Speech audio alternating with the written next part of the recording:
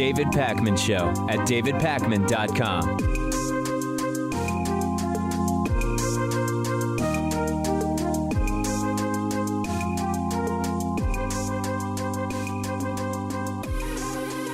I don't even really know how to start today other than to tell you that it's okay to say that Donald Trump is racist. That's really something we need to talk about today. It has to be discussed in order to take power back from the right on this issue, because the right has waged a really effective war against saying people are racist. They've done this for years, actually, and the reason is clear. There's a ton of racism on the right, explicit and implicit. If they can stigmatize the calling out of racism, the saying that someone is racist, they are mostly helping themselves. This doesn't mean racism and xenophobia don't exist on the left. I've talked about anti-Semitism on the left, but as a political strategy, this is something that disproportionately benefits the right. The being able to say, you're calling someone a racist? That's the problem. And they've used a few strategies in order to do this. One literally can't be refuted. When they say racism is what's deep in someone's mind or heart, and no matter what somebody says, you don't really know whether deep down they are racist in their hearts and minds. So you shouldn't call anyone a racist, because no matter what it seems as though they believe, you don't really know deep down in their heart of hearts what they believe. This is a joke because it's completely unfalsifiable. It's possible that someone is acting like a racist and saying racist things and suggesting racist policy, but that they're merely acting, and that deep down, they don't actually believe any of those things. But that's the same way that you can't know for sure if someone is a narcissist from their media presence, because they could be acting. But think about Donald Trump. We have decades of Donald Trump's interviews and actions. If your argument is he's only been acting like a narcissist for 40 years, and we can't possibly know whether he actually is one, it's a really weak argument, because we could never really know one way or another. Even if we ask Trump, hey, listen, you've said and done all these things. It seems like you're a narcissist, but deep down, are you really? Whatever his answer is could also be a lie. So that is just a dead end path to really figure out whether someone is X, Y, or Z. But the more important thing is that when we're talking about public figures that dictate policy in particular, what matters is what they say and do publicly, in the sense that if I'm not personally racist, but I run a campaign on racist ideas and coalesce racist voters around me, and I have xenophobic and racist ideas about crime and IQ and cleanliness and whatever, what difference does it make if somewhere deep down in secret in my house at night, I'm not actually racist? My public persona is a racist one, and that is what is important. And media have fallen for this. Media are often afraid to call people racists or xenophobes, because Republicans have really successfully run this campaign of criticizing those who spot racism and xenophobia. Now, another strategy is they say, well, you're actually the racist for seeing race in this issue. You are seeing race in what someone said when it didn't have to be that way. You must be the one who is racist. Identifying racism and calling it out is the real racism. This is the second strategy that the right has employed in order to try to insulate themselves from their racism and xenophobia. It's another failed, laughable argument. It's like the childish whoever smelt it dealt it thing about farting. I mean, literally saying if you believe there is racism and if you see race, you are the racist, is like in the sandbox or the playground saying whoever smelt it dealt it. It's silly and childish. And I can't believe that it actually passes as an argument in some political circles in the United States. So with that out of the way, let's now look at Donald Trump's record, because people saying, oh, his friends are black and he likes black pizza guy Herman Cain, or his daughter converted to Judaism. Let's look at Trump's public record of actions and statements. Remember, during the Central Park 5 case, Donald Trump believed that 5 black kids committed a rape that they didn't commit, and actually spent money for an ad claiming that the death penalty should be reinstated specifically for them. And Trump attacked them even after they had been exonerated. But meanwhile, he had no problem with the deal that his outgoing Labor Secretary Alexander Acosta struck with serial child sex assaulter Jeffrey Epstein. Donald Trump led the birther conspiracy, which questioned whether Barack Obama was truly born in the United States on the basis of supposed irregularities with his long-form birth certificate. This was a racist conspiracy theory furthered and fomented by racists. Donald Trump was at the head of the pack when it comes to that. Trump has been targeted by the Justice Department in the United States for racist housing practices against people of color at buildings that he owned or managed in New York City. Donald Trump attacked the judge who was presiding over a case involving Trump University, saying that because the judge is Mexican, and the judge had Mexican parents, because the judge is of Mexican descent, they can't possibly be impartial arbiters of Trump's case, which is, of course, completely and absolutely outrageous. Trump has mocked the genocide of Native Americans in the United States. Donald Trump suggested that American-born members of Congress should go back to their, quote, original countries, which is extraordinarily racially tinged xenophobic language and sentiment. Trump referred to poor countries with high non-white populations as, I guess we can say it now, but I won't, just to not get any of our stations in trouble, S-hole countries. This includes Haiti, El Salvador, and African countries. Trump once said immigrants from Haiti all, quote, have AIDS, and that Nigerian immigrants would, quote, never go back to their huts. So listen, is there ever going to be anything Trump does that will convince a racism denier that Trump is racist? There isn't. If something walks like a duck, though, and it talks like a duck, and it smells like a duck, it's probably a duck, and that's exactly what we have here. Now, again, some will hear me say this, and they'll say, David, you're inferring Trump's racism. You don't really know what's in his mind. You can't read his mind and know what's in there. Well, generally, people say what's on their minds. When they don't, they usually say things that make them look better than what's in their minds, not drastically worse. So we just can't be afraid to call things what they are, especially when world leaders around the world are not holding back anymore. Nancy Pelosi called it xenophobic. British politician David Lammy called it 1950s racism from the White House. Check out his tweet. Quote, Donald Trump telling 4 ethnic minority American congresswomen to go back where they originally came from. 1950s racism straight from the White House. Any British politician fit to serve as prime minister would condemn. Boris Johnson, will you? Getting into internal British politics.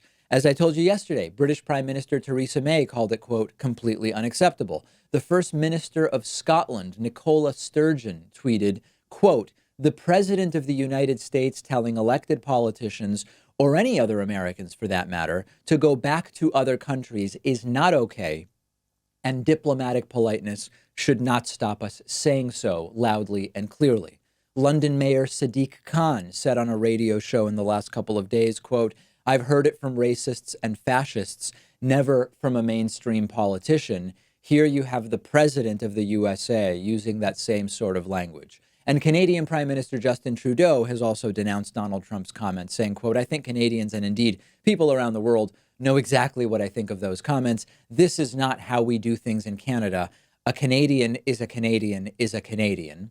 And lastly, Belgian politician Guy Verhofstadt said, quote, Trump's racism is sickening. So they're calling this for what it is. We can also call it for what it is. But, and here is the important but, and this is what is not maybe being discussed as much as it should, you need to understand when you call this what it is, that this may be no accident, but actually part of the Trump-Pence reelection plan. And we should just understand that fully. I'm not saying don't call racism racism. I'm just saying let's understand the full scope of what's going on here. Heather Parton, also known as Digby, wrote a really good piece in Salon. And she says this is a strategy that the Republican Party of 2019 actually believes will get Donald Trump and Mike Pence reelected. And it may, because there is this bigger environment of pro-white, pro-Christian nationalism that is all part of what, even if the details sound bad, right? Cajun kids sounds bad. Telling Americans to go back to their original countries, to some people, that sounds bad.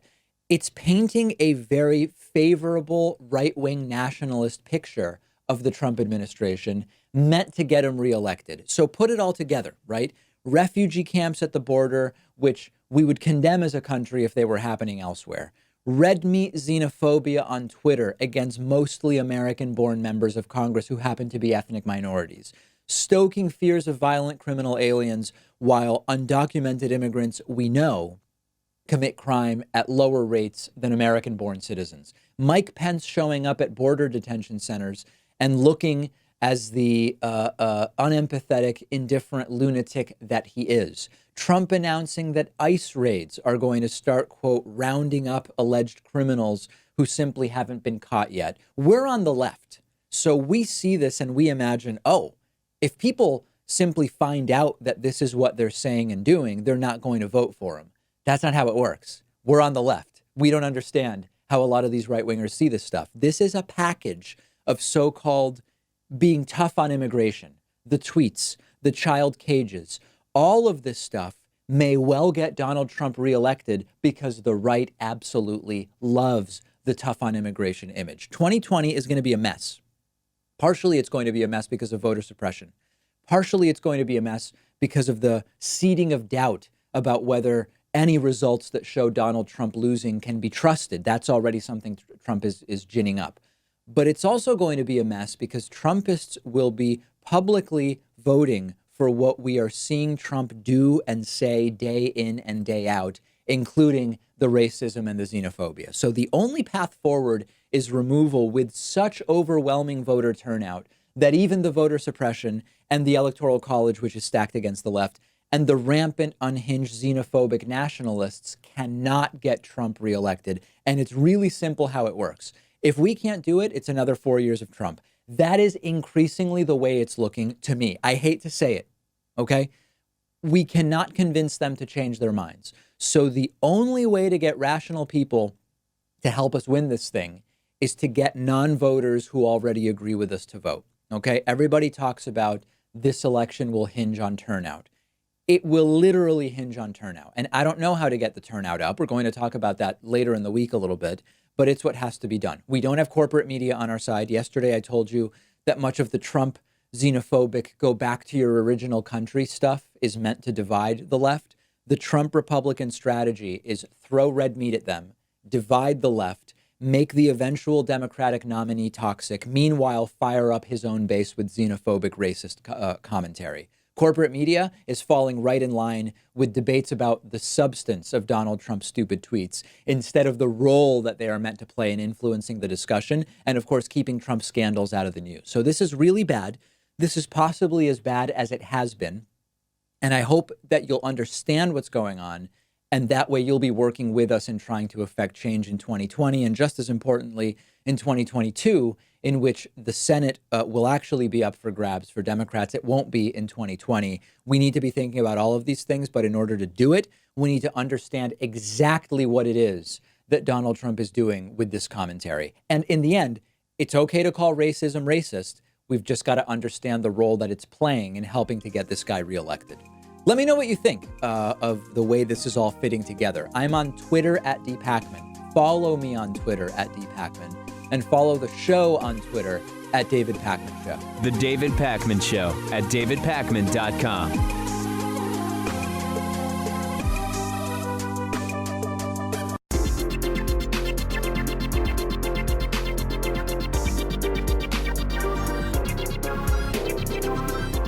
The David Pakman Show at davidpakman.com.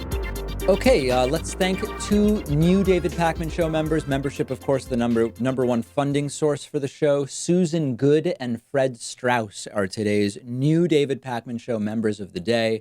And Adam Smith is today's longtime sustaining member. Adam's been with us almost 5 years.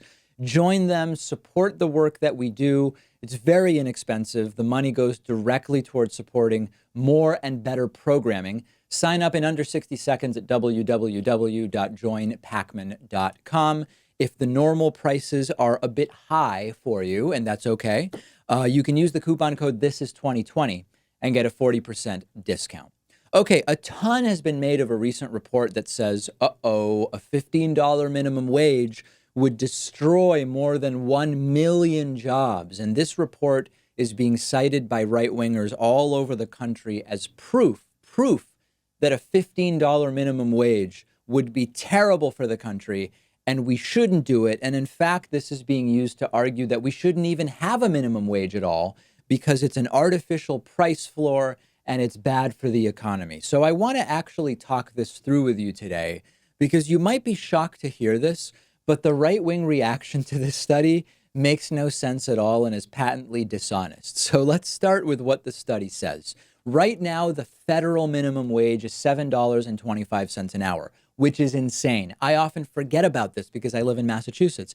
But federally, even though many states have higher minimum wages, federally the minimum wage is $7.25 an hour. The study by the CBO looked at increases to $10 an hour, $12 an hour, and $15 an hour by 2025. We're just going to focus on the 15 an hour to keep it simple today. Increasing the minimum wage to $15 by 2025, the CBO study found, would increase the effective net wages of 17 million people who would otherwise be earning under $15 an hour. That's good news. In addition to raising the wages of 17 million who would be earning under $15 an hour, it would also push up slightly the wages of another 10 million people who are earning right around 15 or will be earning right around $15 an hour in 2025. So 27 million people in total will have higher wages as a result of this minimum wage increase. However, about 1.3 million people would be moved, would not have a job who otherwise would. It doesn't necessarily mean people will be fired, but it means that in 2025, with a $15 minimum wage, there are 1.3 million people who would otherwise have jobs who will not because of that minimum wage increase. And it would have a slightly inflationary effect on prices overall. So first of all, we have to understand that these numbers, the CBO admits, are uncertain because the CBO straight up admits we don't know how responsive unemployment or employment are to changes in the minimum wage. They admit there is a lot of uncertainty about how sensitive is employment relative to a change in the minimum wage. Is it extremely sensitive or is it only slightly sensitive? In addition, there are other studies published at the exact same time that say there would not be this effect of 1.3 million jobs that would not exist were it not for that $15 minimum wage. But for this discussion, let's imagine that these numbers are 100% accurate from the CBO. The question becomes, does it make sense to increase the minimum wage to $15 or not?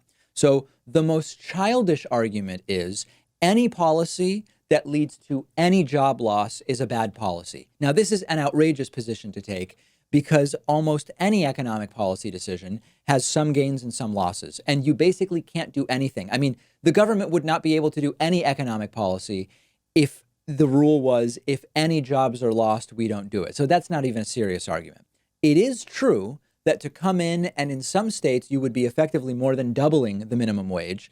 That is going to affect employers more if the wage than if the wage had been increasing with inflation all along. And that's part of the problem here. We are so far behind on minimum wage increases in states that still have a minimum wage that is equal to the federal minimum wage of $7.25 that we now have a situation where going to $15 would more than double the minimum wage in some states. So this is how you have an adult conversation. There's a benefit to the policy, but it also comes with a cost. Is the cost too high? Is the cost acceptable?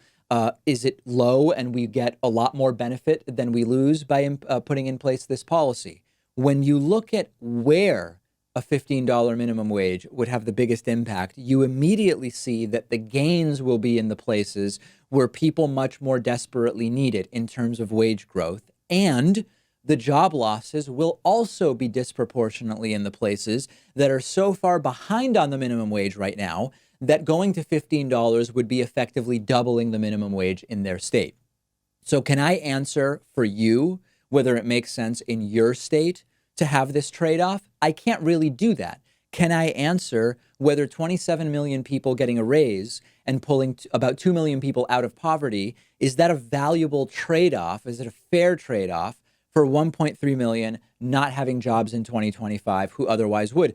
No, I can't really tell you that. I mean, each of us has different priorities. What I can tell you definitively is that this exposes the bigger truth about the minimum wage, which I've been talking about for years now. The first bigger truth is that this is really an issue that probably has to vary state by state. And what I mean by that is that because the cost of living is so drastically different in different parts of the country, and even within states, like, for example, New York State, which has New York City, and extremely rural, low cost of living areas upstate, a living wage in some low cost of living states would be too low to even be a reasonable minimum wage in a place that has a high cost of living, like New York City or Boston, San Francisco, Los Angeles. So I question even handling this as a federal issue, even though a $7.25 federal minimum wage is outrageously low, and that needs to change. The second bigger truth here is that this once again gets to what I said to a caller last week when they said,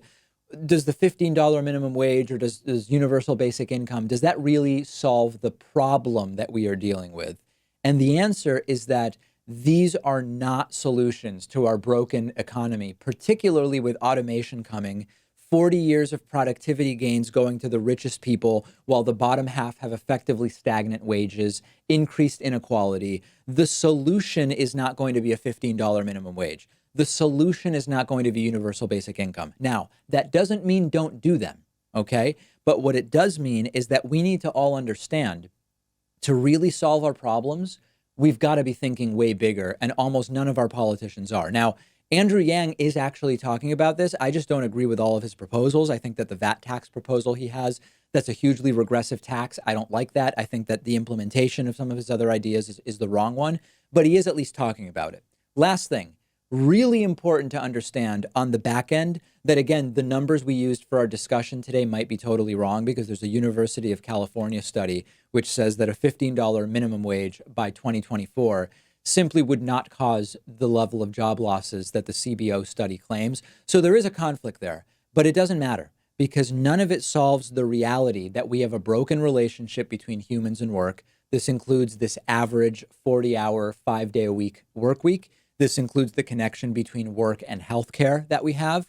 And it includes the fact that the economy values at zero a lot of work that has value, like raising kids, taking care of our elderly parents, volunteering in our communities. And whether the minimum wage is $10, $12, or $15, that is still going to be a problem. Okay, this is really important.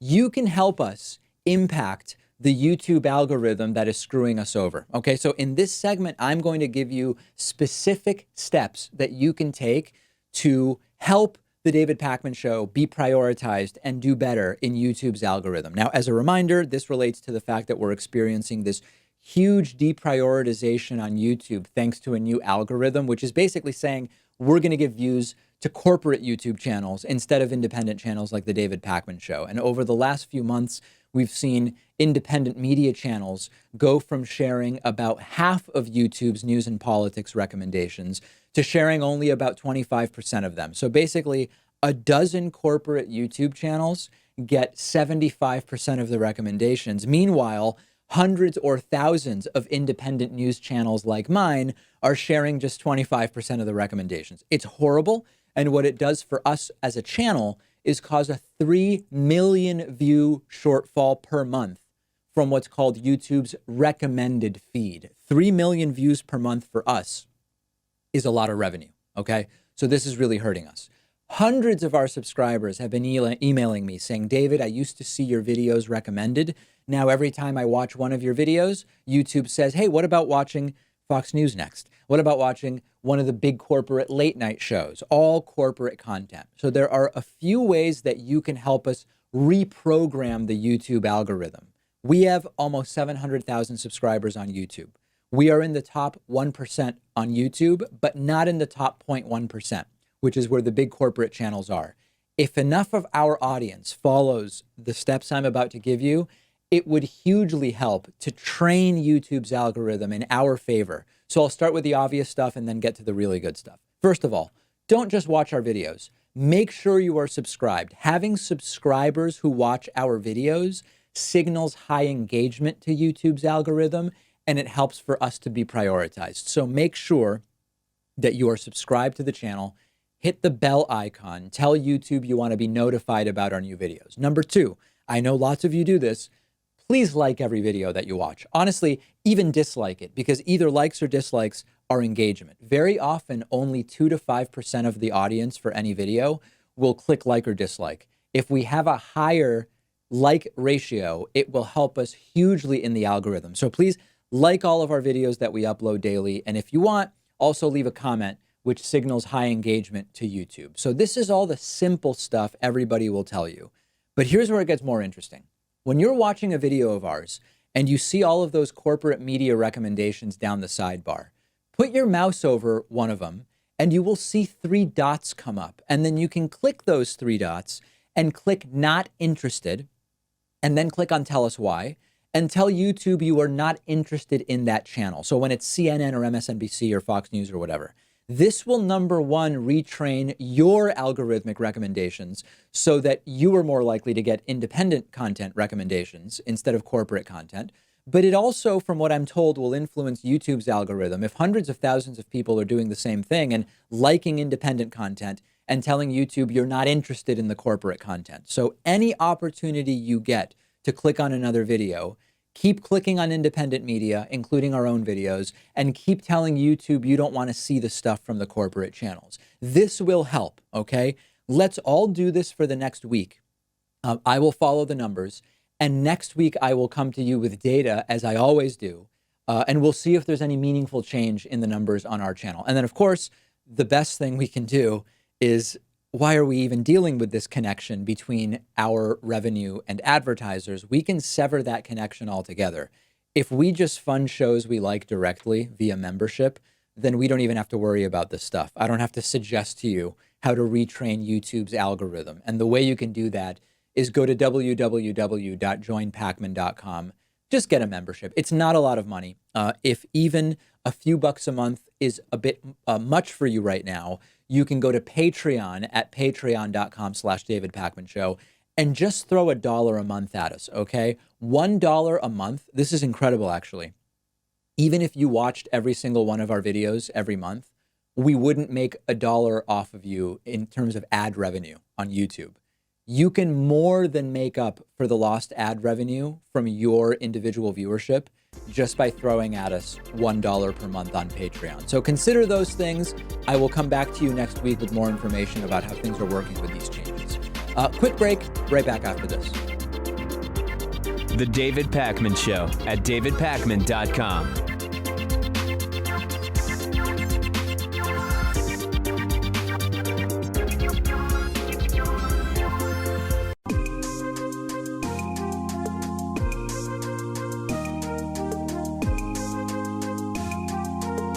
Welcome back to the David Pakman Show.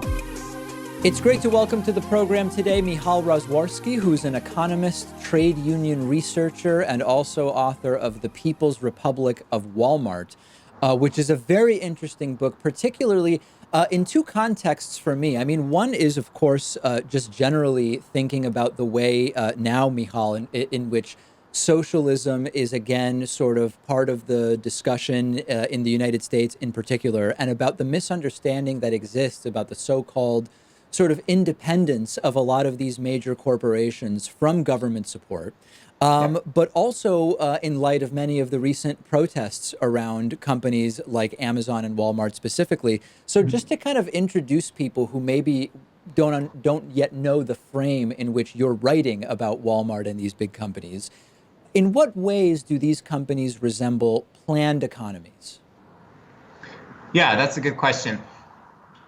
Basically, internally, they are sort of miniature planned economies, and we're not used to thinking about them that way. We're used to thinking that we live in the market economy, and there's market relationships. You know, you go to Walmart, you buy something for a price, and you exchange money, and the price goes up and down. But we forget that the person who works at Walmart, for example, doesn't go up to their boss and say, I'll stock that shelf for $3.50 today, but maybe $4 tomorrow. They just get told what to do. And and that happens up and down the corporation. Decisions are made, based on sort of rational, purposeful decision making, rather than this sort of blind market forces. So any large corporation, really, we use Walmart and Amazon because they're large and people know them, and they're also consumer sort of facing corporations, which historically has been the argument has been that this is the harder thing to plan. But really, whether it's GE or even large public enterprises like our healthcare system here in Canada or the NHS in the UK, internally, really so much of our already existing economy is already planned. So our book really has two core ideas. One is that planning already exists on a large scale, but the second is that it's largely undemocratic, authoritarian, within a Walmart or an Amazon, and that it could be done very differently. So do you make a value judgment about whether one way or the other is better for the different parties that are involved? Or do you take the approach that, hey, without making a value judgment, we just need to call things what they are, and the ways in which a lot of these corporations are functioning is not the sort of free market, supply and demand driven meme that has been spread? Yeah, I think it's a bit of both, and I think that's I think it's good that you raise both. I mean, I think an important part of the book really is just about calling things what they are and using these case studies to drill down and to look at what really makes Walmart or Amazon run. What does even Walmart's relationship with its suppliers look like? Where if you go into the we did it so you don't have to go into the boring operations research literature and all of this.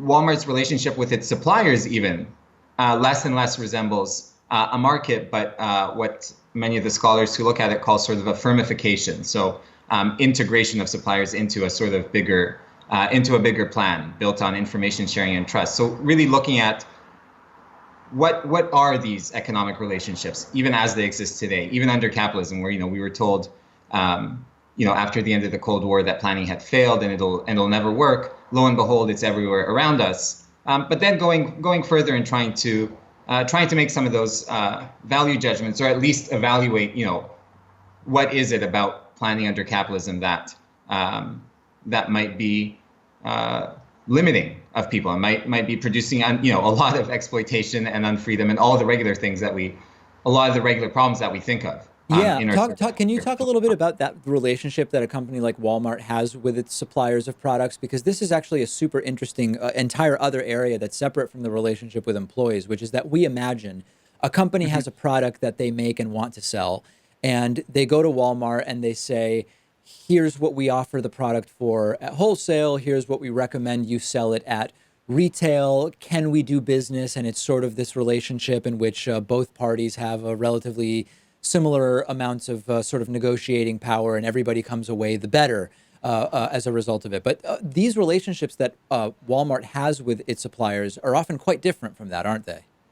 Yeah, and I think it's good that you mentioned power as well. I mean, I think power is really important here, and Walmart has a lot of economic power. So it is, in some ways, it's able to sort of, bludgeon its suppliers and squeeze out these low prices that then consumers get. But they're squeezing them out exactly not in that sort of traditional way that quarter by quarter, year after year, that will just make these new contracts. It is this kind of extension of planning down the supply chain to the level where it's not another way of putting it in the literature is often that it's not really as much pull inflation, that consumers saying we need X, letting Walmart determine that they need X bottles of shampoo or whatever, but kind of push inflation, where Walmart and its suppliers are determining, what will be on special, and based on trends in consumer needs and all of that, they're going to be actually setting sort of the mix of products and the amounts and pushing them into stores, and to the level where Walmart will often have these deep relationships with its suppliers, where there might be the IT systems might be integrated. There might even be Walmart staff in some of the production facilities. Amazon does something similar with a program called Vendor Flex, where again there's actually employees of Walmart or Amazon at, say, Johnson & Johnson or something like that, that are helping sort of set the parameters for production itself. There's this fascinating statistic when we look at the 100 top global economies where, if I recall correctly, 69 are actually businesses, not countries. In other words, 69 of the biggest 100 economies are actually individual corporations rather than nation states. Is this something that should push us in the direction of maybe thinking about nation states and corporations more similarly rather than completely distinguishing them and evaluating nation states in a completely different way than we evaluate corporations? Because a lot of people will hear you and I talking and they'll say, okay, but David, just because a lot of big corporations plan centrally in a way that seems to resemble some of the ways in which countries have historically had central planning doesn't mean that we should interpret that central planning in a similar way. Maybe the lines are actually a little bit blurrier there. They're definitely blurrier. I mean, I think there's still lots of differences, but it's an argument about the scale of the planning, the complexity, and really its ubiquity. I think we have to look at both that blurring of lines between nations and corporations, but in general, looking at our entire economic system. We have a line, our entire economic system and what share of it is planned and what share of it is already subject to conscious control. We have a line from Herbert Simon, who was an economist, Nobel Prize winner, mostly a pretty mainstream economist. But he said he had this sort of thought experiment where he said, imagine a Martian coming in from outer space and looking down at the Earth first, and he drew two sort of pictures, and he said, would they see sort of green blobs connected by thin red lines, and the green blobs being areas of planning and the red lines being sort of market relationships, or would they see really a network of red lines with specks of green? And he said it would be the former. You'd really see, if someone was coming in and didn't really understand our social institutions, if we sort of looked at them with new eyes, we'd really see that there's these big centers of economic planning throughout how we produce and distribute everything from healthcare to toothbrushes, to Caterpillar machines, to anything else, and they're connected by these thin red lines of market relationships, where it's the centers of planning that are really more important. If you look at the economy, with sort of fresh eyes. Who doesn't end up exploited in this system? Because I'm thinking, we know about the stories of employees and how they are often dependent on government subsidies because wages are quite low, working conditions are not particularly good in Amazon warehouses. Often scheduling is a power dynamic where the employee has relatively little control. So we know about that. Walmart has huge power to exploit suppliers where they say, yeah, well, now that we are 95% of your buying, of your sales, we need you to reduce the cost to us by 10%. And now it's the supplier that needs to figure out whether or how that's even possible. In a sense, the government is also actually exploited because they are subsidizing the low wages of many of the employees through social welfare programs, which if the employees earned higher wages, they wouldn't have to. It seems like it's basically executives and shareholders who end up getting the majority of the gains.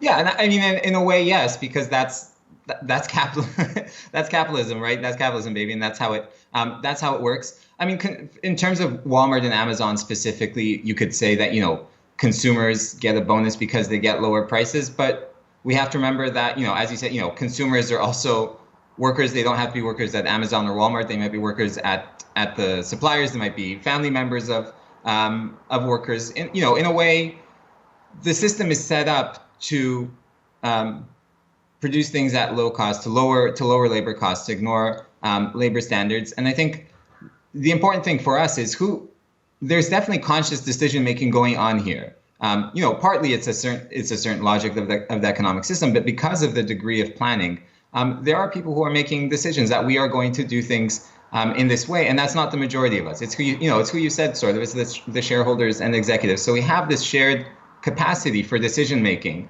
and we think it's a normal thing that we exercise this shared capacity for decision making, say in the political sphere, where we now have representative democracy. It's still very incomplete, and there's lots of problems with it, but there's at least this notion that everyone should be able to express their voice. right? And it's often not as fully as it can be. And it's, especially in the U.S., it's along racial lines where you have lots of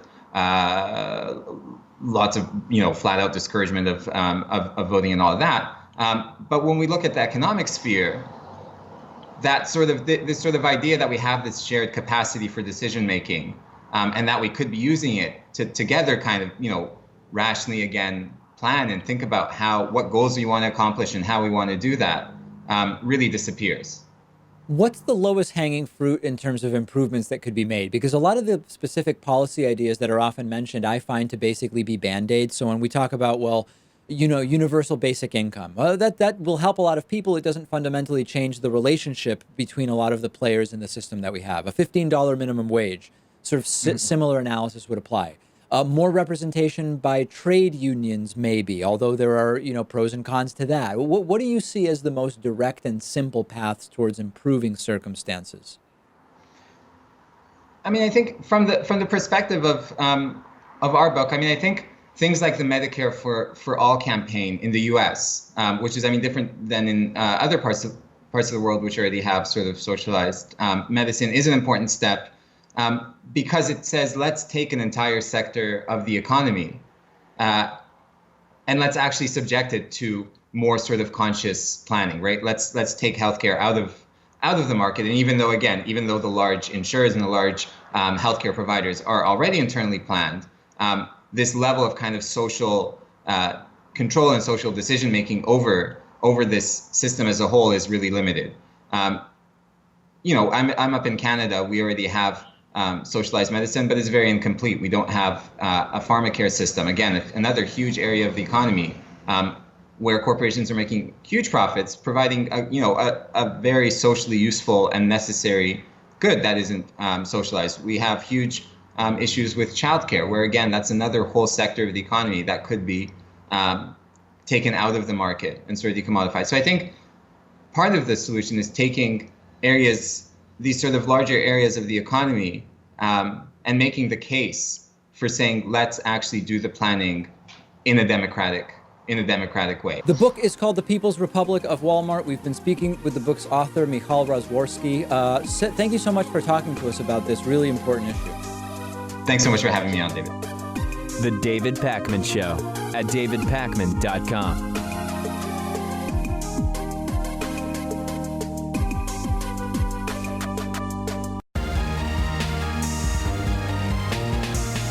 The David Pakman Show at davidpakman.com. This is the height of idiocy, but it appears that Republicans are using former NFL quarterback Colin Kaepernick's image for a fundraising email, and that they've digitally darkened his skin to make him look blacker in the ad. This is the NRCC, which is the National Republican Congressional Committee. They sent out an email on Wednesday, and it was all about the American flag. Who do you stand with, the ad asks, Donald Trump and the Betsy Ross flag, or anti-American flag Colin Kaepernick? Before we even look at what they did to Kaepernick's skin, I just want to remind you that this entire flag controversy is so stupid. It's really depressing that this flag issue would even be an issue to fundraise around, and that the right even cares about this. That's a really sad commentary on our country. Most of you probably already know and understand that. But then we get to the skin color issue. When you look side by side at the original picture and the version of it that was used in this Republican ad, you can see that Colin Kaepernick's skin clearly seems much darker in the picture that's included in the ad, in particular when you look at his forearm. Now, the NRCC was asked about this. They are claiming it was not darkened. What I hate about this is that this is actually not a new tactic, but that it appears to actually work, okay? This has been studied. In the 2008 campaign, the McCain campaign was also caught darkening Barack Obama's skin when they published attack ads. And there was a study done in 2015 which found that darkening the skin of political opponents, as stupid as it sounds to many of us, actually impacts the impressions of voters about the candidates. And this isn't just Republicans who do it. The Hillary Clinton campaign in 2008 was also accused of darkening Barack Obama's skin in ads. So the underlying idea is that no matter who you are that's running, no matter who you're running against, whether it's a Democratic woman, a Republican man, the idea is there's an unconscious bias that is strongest against the darkest people, people with the darkest skin tone. And this is called colorism. I mean, this is not a new concept.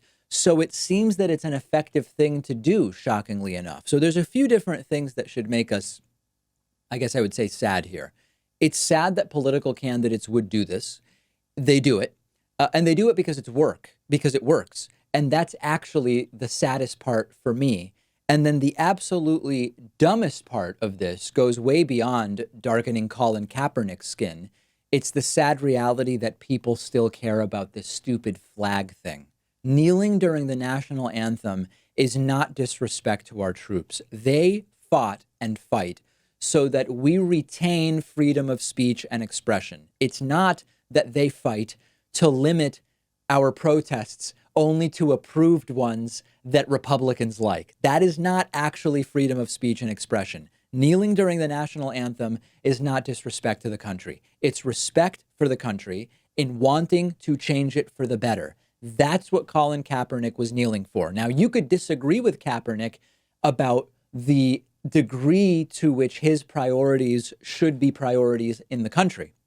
You could say, I simply don't think that Colin Kaepernick's concerns actually rise to the level that Colin Kaepernick believes they should or do. Okay, well, I disagree with you, but that's an actual respectful and logical debate to have. But the idea that the mere protest that Colin Kaepernick participated in is somehow anti-American or disrespectful to the flag or disrespectful to our troops, it's disgusting that that actually qualifies as a valid talking point to much of the American right wing.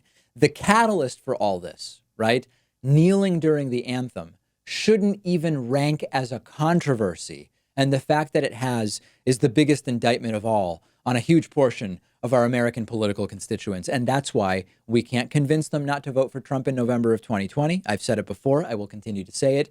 We have to win despite them, not with them. And we need to get non-voters to vote, because people who believe that it's a real tragedy that Colin Kaepernick kneeled during the national anthem, we're not going to be able to bring them to our side. This is hilarious. I was sent a link yesterday to the David Pakman Show on Yelp. Now, you're probably thinking, why is the David Pakman Show on Yelp? Yelp is a review website. It's usually for restaurants, maybe sometimes for other types of businesses, pest control or whatever. Why is it that the David Pakman Show is on Yelp? I don't know the answer. Usually it's, was your food good and did the waitstaff treat you well, all of that stuff. I had no idea.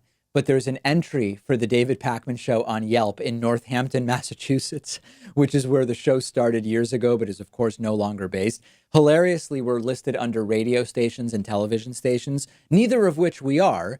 There were only about 10 reviews as of yesterday.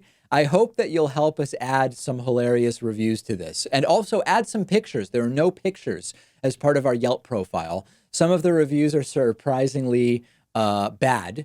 JJ from Eustis, Texas, reviewed our show by saying, quote, "This dude just wants to criticize America and all its inhabitants. He wants to tell you how bad it is there. If all people in Argentina think like him, it is a perfect reason why Argentina has one of the most corrupt and useless excuses for a country one could imagine. He really should try to clean his own house, Argentina, before he goes to another country and points out someone else's minor issues." That actually sounds a lot like what Donald Trump recently said about those four Democratic congresswomen.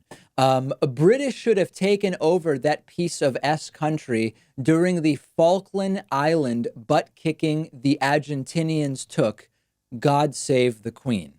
Charlie W's review, different, just saying good atmosphere but terrible pizza. Anyway, this is ripe for hilarity, so please check it out. We're linking to the page on our YouTube clip. You can also find our Yelp page by going to yelp.com, search in Northampton, Massachusetts, and type in the David Pakman Show. I predict that a week from now, we will have lots of really, really funny reviews from our audience, and probably a lot of negative ones as well. We have a voicemail number. That number is 219-2DavidP. I've talked about activism that works many times on the show. And today's caller brings up a really good question about exactly this issue. Take a listen. Hey, David, I have a question. Why isn't America saying to hell with this current regime that's in the White House? Why aren't we marching through the streets of Washington in the thousands? Why? Have we just gotten used to the abuses of human rights that this current regime has enforced? Or, I don't know. It's messed up, man.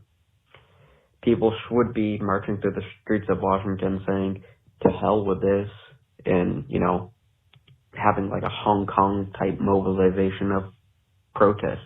That's exactly right. And the reason why people aren't is a feature of the system, not a bug. I've talked about this before. If people need to work multiple jobs in order to make ends meet, if people are working in hourly positions with limited time off and the inability to take a day off and go protest, if people just can't afford to take a bus or drive into the nearest urban area where one of these mass gatherings in order to protest are taking place, they're not going to be able to do it. They're not going to do it. And this is exactly why we have a self-perpetuating vicious cycle in our economy. Wages are stagnant, inequality goes up, the average person increasingly is held hostage by wages that haven't gone up and mediocre or terrible health insurance that they still absolutely need to continue getting through their employer. So what does that mean? That they don't have the wherewithal, the resources, or the ability, or the free time to actually go and become activists in order to change that same system that prevents them from going and becoming activists. It's a circle, okay? I've talked about this so many times, and the caller's absolutely right. Have we become accustomed to this new era of scandal no longer being scandal? Yes, a little bit we have. It happens to all of us. I talked about it last week. Outrageous stuff has become normal in a sense, or we have in a way become sort of numb to it because it's exhausting for everything to be a scandal every single day. So things that should be scandals aren't because there's scandals every day. But the other effect of this is that it actually, the very system that so desperately needs to be changed is part of what prevents us from actually going out and becoming activists to change the system. And the corporations love that. And the sources of power that maintain this status quo love that. That is a feature of the system. And unless we change that, unless we break that cycle one way or another, unfortunately, nothing is going to change. We've got a great bonus show for you today. We will talk about Beto O'Rourke revealing that he and his wife are descended from slave owners. We will talk about Amazon workers protesting Prime Day. And we will also talk about the Puerto Rican governor defying calls to resign over some text chat scandals that have arisen. All of those stories and more on the David Pakman Show bonus show. 2 ways to get access to it. Become a member at www.joinpakman.com. Become a patron at patreon.com/David Pakman Show. I'll speak to you then.